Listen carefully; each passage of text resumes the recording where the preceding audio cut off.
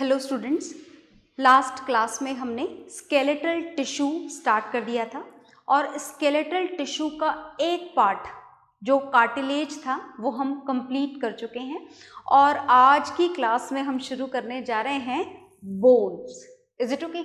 ये बोन्स जो हमें इतनी स्ट्रॉन्ग दिखती हैं, इतनी मजबूत, इतनी हार्ड, मतलब हमारे हिसाब से सोचा जाए तो ये हमारी बॉडी का हार्डेस्ट टिश्यू होता है बोन। Is it okay? हमें सबसे हार्ड दिखता है ये बोन। तो इस बोन टिश्यू के बारे में हम लोग पढ़ने जा रहे हैं और ये बोन टिश्यू का स्ट्रक्चर मैंने आपके सामने बना दिया है। Is it okay? This is bone tissue which is having a lot of cells in it. Okay, तो लेबलिंग मैंने नहीं करी है ताकि आपके सामने करूं और आप उसकी लेबलिंग को अच्छी तरीके से समझ पाएं और याद रख पाएं, है ना? तो हम बोन टिश्यू स्टार्ट करने जा रहे हैं। देखिए, बोन टिश्यू के कुछ पॉइंट्स में पहले मेंशन करना चाहती हूँ, then we will start the labelling of the figure. Okay, तो चलिए स्टार्ट करते हैं। ये जो बोन है, देखो कोई सा भी टिश्यू हो, ये किससे बना होता है? सेल से। तो it is made up of cells. ये भी किसका बना हुआ है? सेल्स का।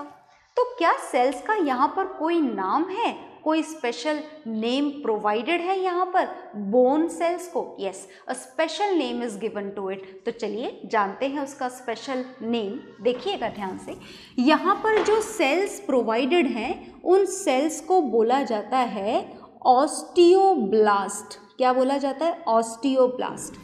आप चाहें तो ऑस्टियोब्लास्ट बोलें और एक और नेम भी पॉसिबल है यहाँ पर जो प्रोवाइड किया जा सकता है। ऑस्टियोब्लास्ट भी बोला जा सकता है और ऑस्टियोसाइट्स भी बोला जा सकता है ना? जो मर्जी हो, आपको जो पसंद आए वो बोल देना, ऑस्टियोब्लास्ट और ऑस्टियोसाइट्स। तो चलिए थोड़ा सा और जानते हैं, फिर लेबलिंग करेंगे, है ना? पहले हम पॉइंट्स लिखेंगे यहाँ पर, क्योंकि जो कॉमन जो सेंस आपको डेवलप करना था वो आप डेवलप कर चुके हो। तो चलिए हम कुछ और पॉइंट्स लिखते हैं।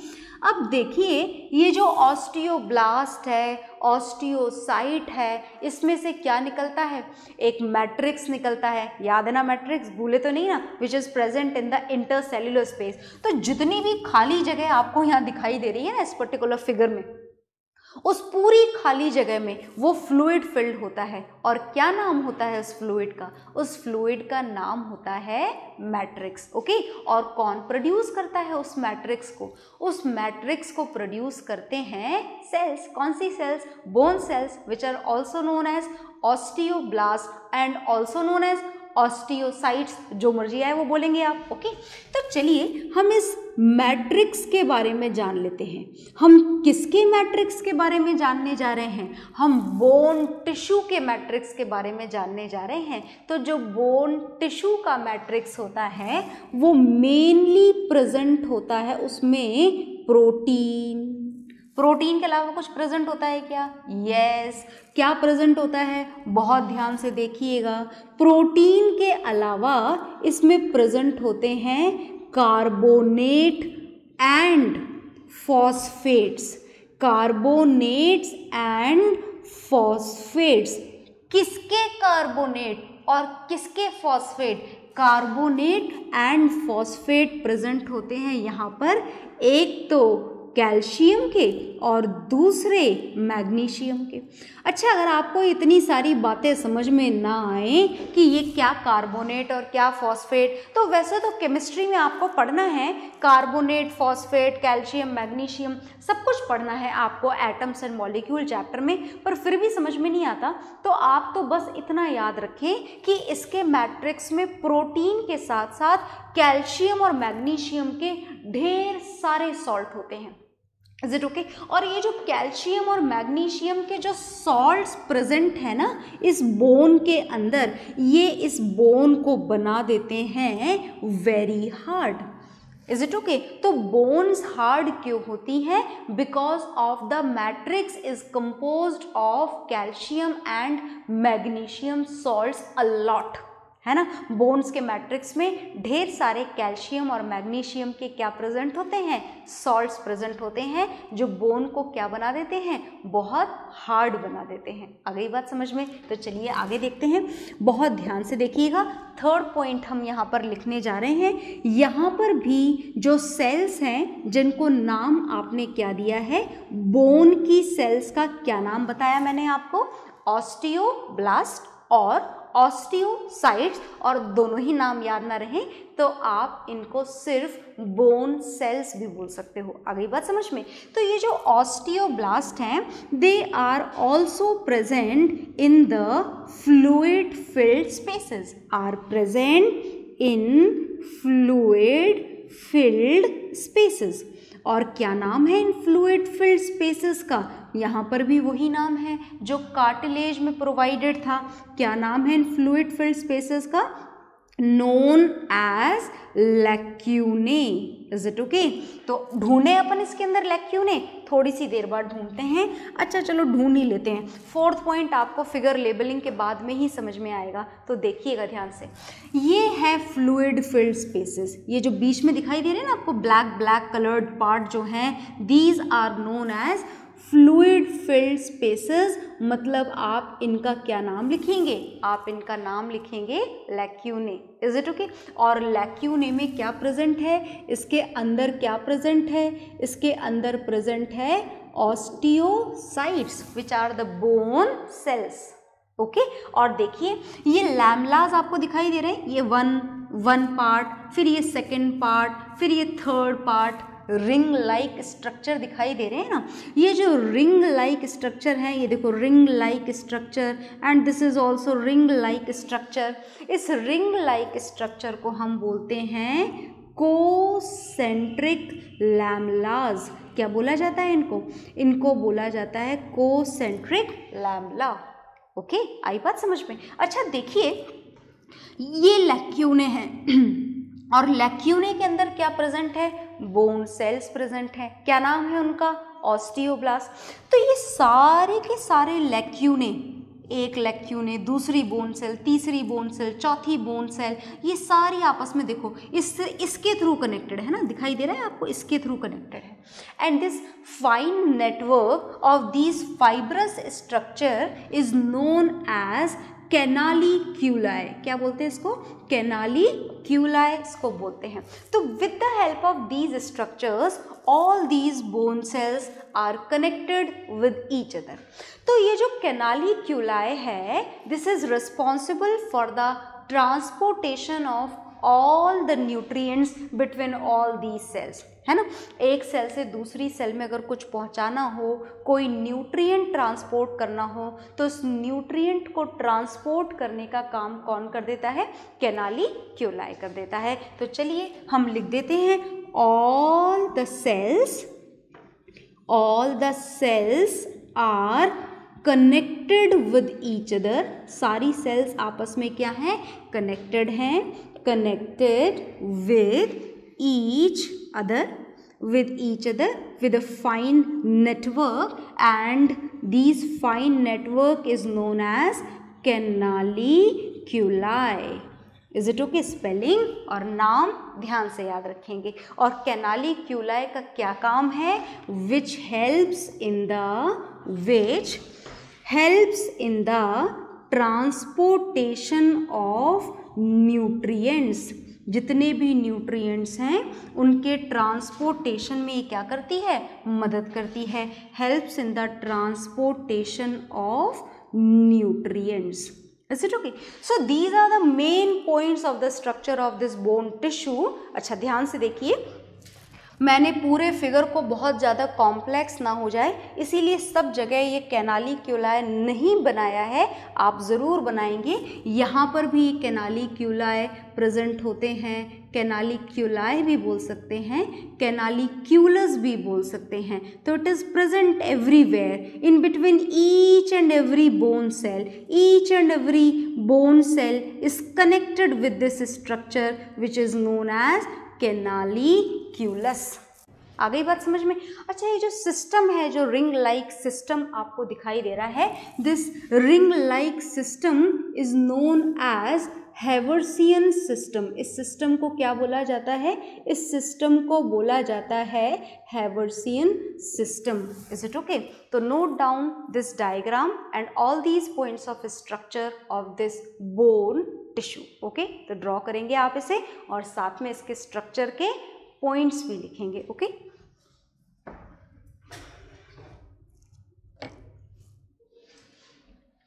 तो आपने ये लिख लिया होगा, मैं इसे रफ करने जा रही हूँ। और इसके बाद में हमको जानना है फंक्शंस। किसके फंक्शंस जानेंगे हम जानेंगे फंक्शंस ऑफ बोन्स। तो मैं ये डायग्राम भी यहाँ से रफ करने जा रही हूँ as we have to write down the functions. तो बोन के क्या क्या फंक्शंस होते हैं ये आपको पता है बहुत अच्छी तरीके से, फिर भी हम उनको एक बार कंपाइल कर लेते हैं। तो देखिएगा ध्यान से कि क्या क्या फंक्शंस हैं हमारे बोन के बॉडी के अंदर, क्या क्या फंक्शंस ये परफॉर्म करता है हमारी बॉडी में। देखिएगा ध्यान से। तो जो फर्स्ट फंक्शन है बोन का, that it gives skeletal support to the body. Skeletal support to the body, ये हमारी बॉडी को क्या प्रोवाइड करता है? सपोर्ट प्रोवाइड करता है ना। आप इमेजिन करो कि आपकी बॉडी में एक भी बोन ना हो तो फिर शायद हम सीधे भी खड़े ना हो पाएँ। तो हम सीधे खड़े हो पा रहे हैं, हमारा हाथ एक प्रॉपर डायरेक्शन में, एक प्रॉपर पॉस्चर के साथ में मूव कर पा रहा है, हम एक बॉडी को प्रॉपर मूवमेंट प्रोवाइड करवा पा रहे हैं, लोकोमोशन करवा पा रहे हैं। तो this is all are going to be controlled with the help of skeleton, endoskeleton. Endoskeleton which is completely made up of bones. Is it okay? मतलब हमारी बॉडी को स्केलेटल सपोर्ट प्रोवाइड करता है। अच्छा, बॉडी को ही नहीं, जो हमारे इंटरनल ऑर्गन्स हैं, it also gives support to them also. तो it gives support to the internal organs like brain. क्या आपको पता है कि आपका जो ब्रेन है, this is completely protected by a bony cage which is known as skull, है ना। तो पूरा बोन के अंदर पैक होता है हमारा ब्रेन। क्या आपको ये पता है कि जो आपके लंग्स होते हैं, they are also protected by a bony cage which is known as rib cage. तो इस तरीके से हमारे ऑर्गन्स को प्रोटेक्ट कर रखा है, एक बोनी केज बना हुआ है। ऑलमोस्ट हमारे जितने भी इम्पॉर्टेंट वाइटल ऑर्गन्स हैं उनके चारों तरफ उनकी प्रोटेक्शन के लिए क्या बना हुआ है? बोनी केज बना हुआ है। Is it okay?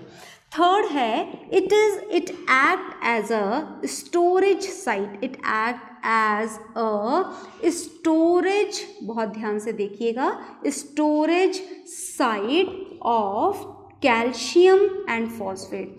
अब मैं आपको एक बहुत काम की बात बताने वाली हूँ, बहुत ध्यान से देखिएगा। देखिए, कैल्शियम आप बहुत सुनते हैं, आप जानते हैं कि you get this calcium with the milk, curd and usually with all the milk products. तो आपकी बोन्स क्या करती हैं? जितना भी कैल्शियम आपने खाया, जितना भी कैल्शियम आपकी बॉडी ने एब्जॉर्ब करा, the complete calcium will be stored in the bones. पूरा का पूरा कैल्शियम कहाँ जाके स्टोर हो जाता है? आपकी बोन्स में। इसीलिए यहाँ पर लिखा हुआ है, it act as a storage site of calcium and phosphate salts. Is it okay?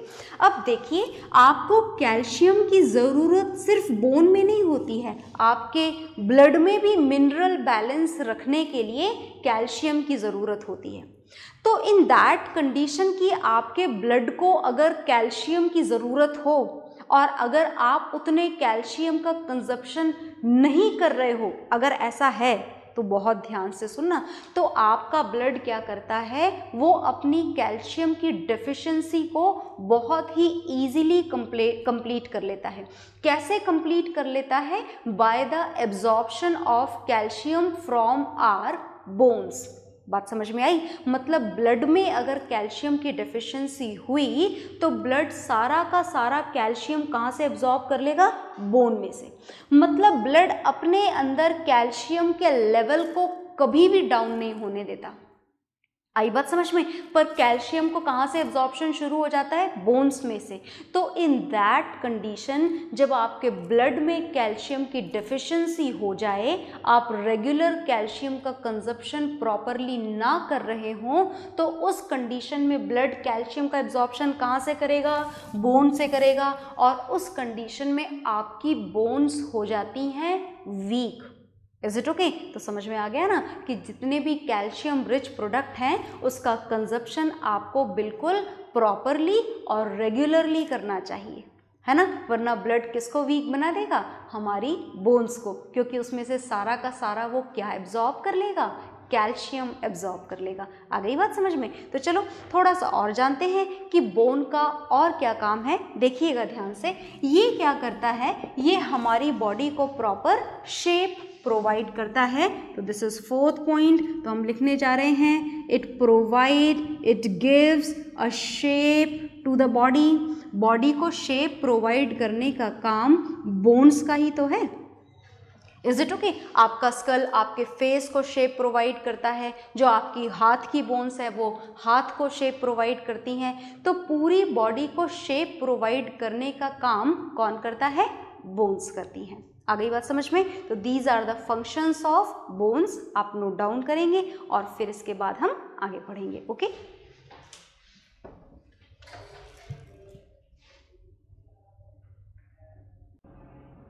हाँ जी, तो आपने ये नोट डाउन कर लिया होगा। और नोट डाउन करने के बाद में जो हमारा बोन टिश्यू है which is a type of connective tissue, वो कंप्लीट हो चुका है। और अब हम शुरू करने जा रहे हैं नेक्स्ट कनेक्टिव टिश्यू। और ये जो नेक्स्ट कनेक्टिव टिश्यू है, बड़े ध्यान से सुनिएगा, this is fluid connective tissue. कौन सा टिश्यू अब हम पढ़ेंगे? अब हम स्टार्ट करने जा रहे हैं फ्लूइड कनेक्टिव टिश्यू। बहुत ध्यान से सुनेंगे आप लोग, दिस इज वेरी इंपॉर्टेंट।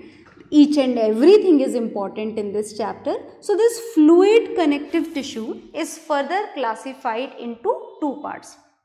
कितने पार्ट्स में हमने क्लासिफाई कर रखा है इसको? 2 पार्ट्स में, है ना?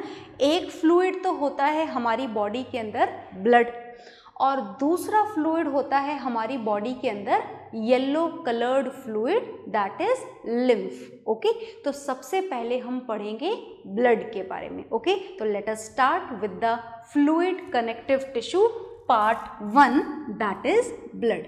तो हम बहुत ध्यान से सुनिएगा, हम ब्लड पढ़ने जा रहे हैं। तो शुरू करें ब्लड। तो चलिए शुरू करते हैं।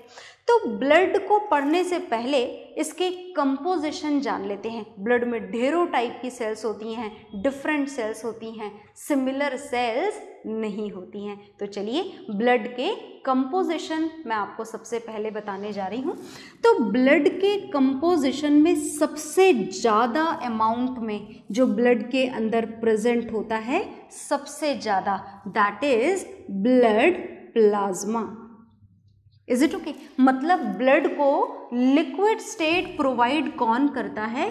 ब्लड को लिक्विड स्टेट प्रोवाइड करता है ब्लड प्लाज्मा। आ गई ना बात समझ में? मतलब ब्लड लिक्विड स्टेट में सिर्फ और सिर्फ ब्लड प्लाज्मा के कारण ही है। Is it okay? अगर ब्लड प्लाज्मा ना हो तो ब्लड भी शायद बोन की तरह कैसा होता? सॉलिड टिश्यू हो जाता। ओके? आई बात समझ में? तो ये जो ब्लड प्लाज्मा है, इस ब्लड प्लाज्मा में क्या प्रेजेंट होता है, चलिए वो भी जान लेते हैं। तो ब्लड प्लाज्मा जो कि ब्लड को लिक्विड स्टेट प्रोवाइड कर रहा है, इस ब्लड प्लाज्मा में 90% प्रेजेंट होता है पानी, है ना? 90% composition of this blood plasma is water. इसके साथ में इस ब्लड प्लाज्मा में प्रेजेंट होता है digested food which has to be transported. इसके साथ में प्रेजेंट होता है इसमें प्रोटीन पार्टिकल्स और साथ में प्रेजेंट होते हैं सॉल्ट्स, और सॉल्ट्स के साथ में प्रेजेंट होते हैं nitrogenous waste product which has to be removed from the blood. And many more, और भी बहुत सारी चीज़ें होती हैं जो इस ब्लड प्लाज्मा में प्रेजेंट होती हैं। तो क्या ब्लड में सिर्फ ब्लड प्लाज्मा ही होता है? नहीं नहीं, और भी चीज़ें होती है, देखिएगा ध्यान से।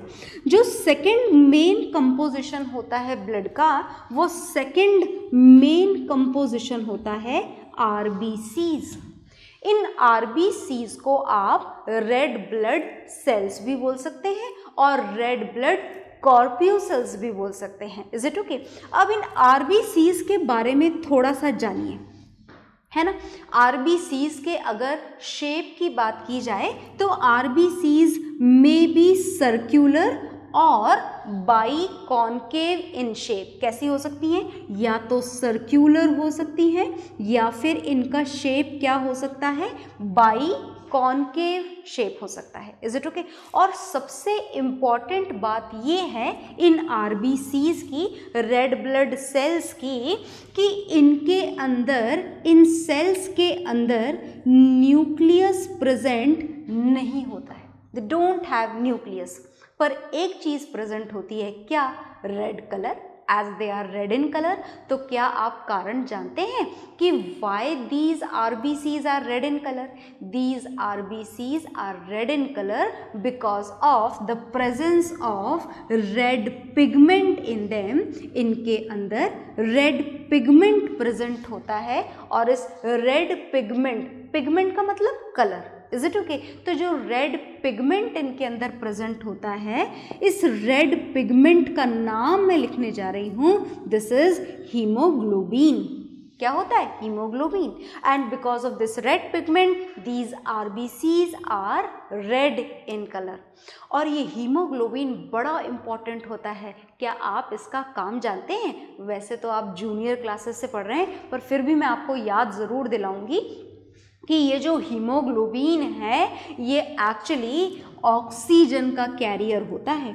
हमारे लंग्स में से ऑक्सीजन को एब्जॉर्ब करके पूरी बॉडी की हर सेल तक पहुंचाने का काम कौन करता है? हीमोग्लोबिन। और इसी तरीके से पूरी बॉडी में से कार्बन डाइऑक्साइड गैस को कलेक्ट करके लंग्स तक पहुंचाने का काम वो भी कौन करता है? हीमोग्लोबिन।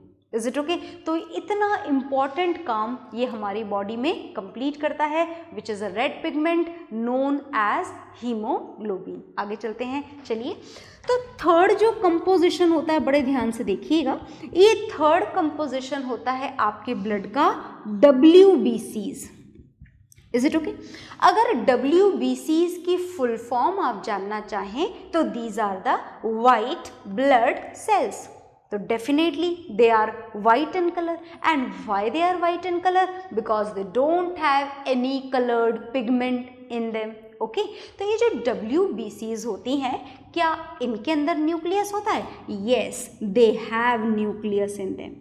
Is it okay? और दूसरी बात, अगर आप इनके शेप के बारे में जानना चाहें तो they are irregular in shape, है ना। पूरी तरीके से इनका शेप कैसा होता है? इरेगुलर शेप होता है। तो जैसी मर्जी है वैसे बना दीजिएगा।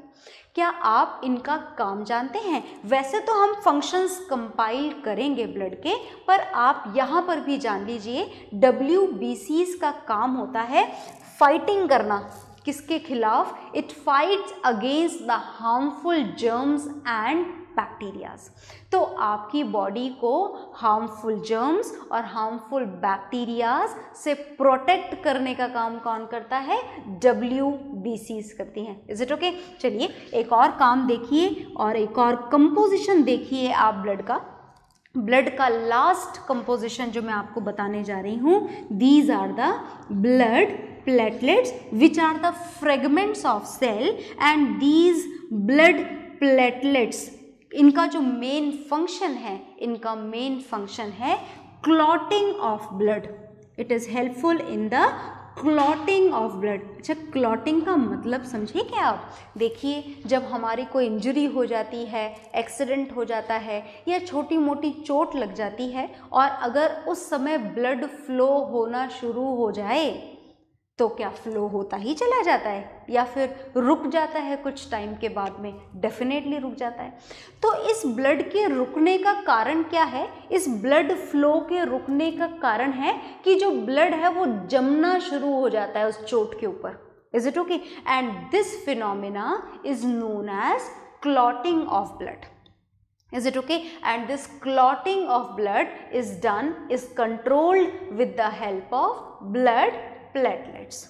Is it okay? तो ये है आपका blood platelets और ये इसका main function, and these are the complete composition of blood. तो note down कर लीजिए आप इस composition को, okay?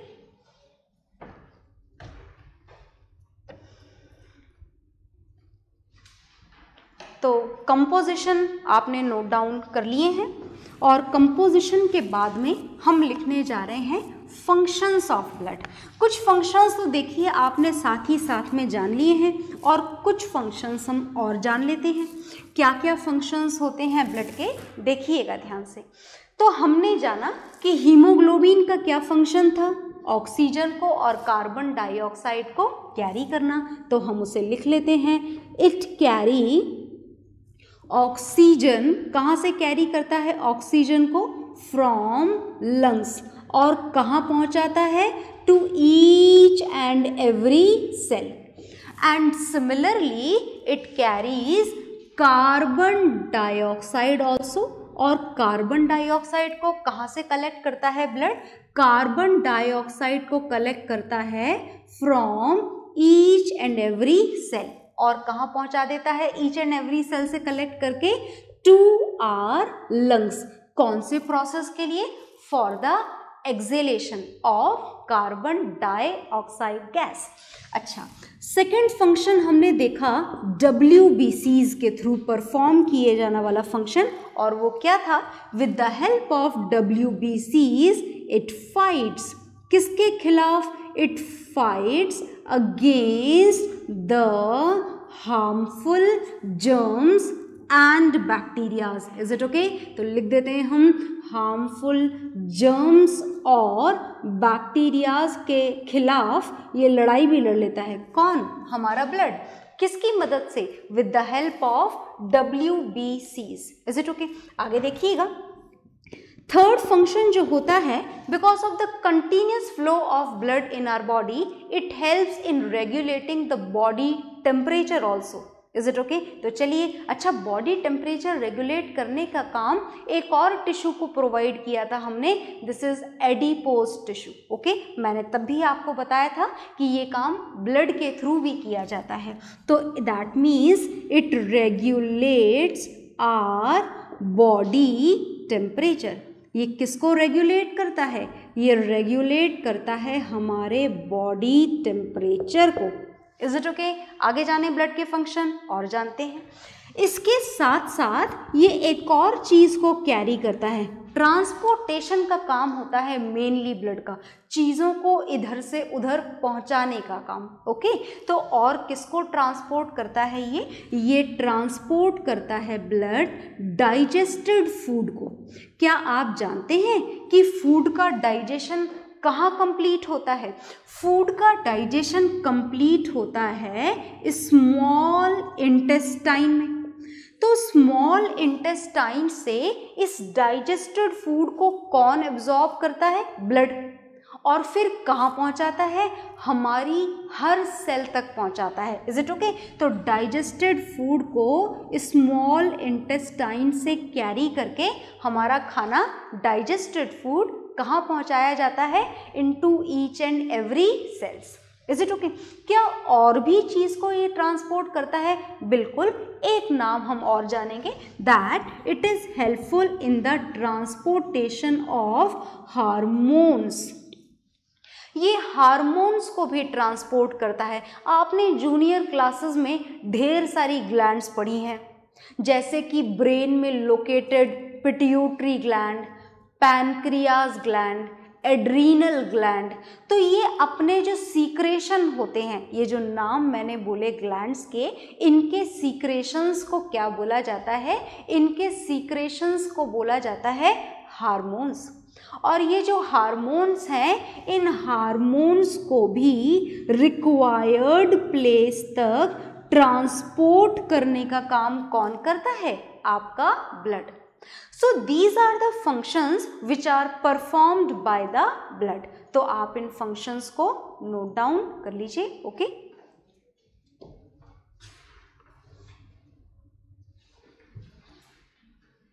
तो इन फंक्शंस को नोट डाउन करने के बाद में जो नेक्स्ट फ्लूइड टिश्यू है दैट इज लिम्फ, उसको हम पढ़ेंगे नेक्स्ट क्लास में। Okay, bye everyone.